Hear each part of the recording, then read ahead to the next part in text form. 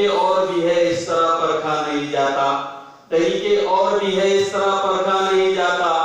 चरागों को हवाओं के खिलाफ रखा नहीं जाता। अक्ल फैसला करती है पहले चंद लम्हों में, अक्ल फैसला करती है पहले चंद लम्हों में। जहां पर भरोसा होता है वहां पर सोचा नहीं जाता, जहां पर भरोसा होता है वहां पर सोचा नहीं जाता। आदरणीय मुख्य रहबर, आदरणीय गुरुजन, प्रमुख अतिथि और मेरे प्यारे मित्रों, अस्सलामु अलैकुम। मैं आपके सामने राष्ट्रीय त्योहार स्वतंत्रता दिवस के अवसर पर कुछ कहने का प्रयास कर रही हूँ। कृपया ध्यान से सुनिए। मैं अपनी तकरीर का आरंभ इस शेर के साथ करती हूँ।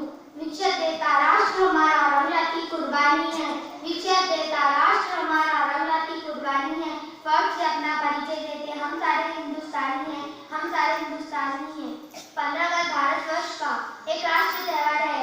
15 अगस्त 1947 का दिन हमारे देश के इतिहास में सर्वनाशों से लिखा गया है।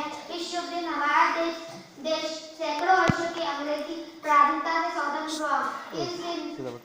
इसी दिन से भारत के करोड़ों नागरिक इस दिवस को स्वतंत्रता दिवस के अवसर पर बड़े हर्षोल्लास से मनाते हैं।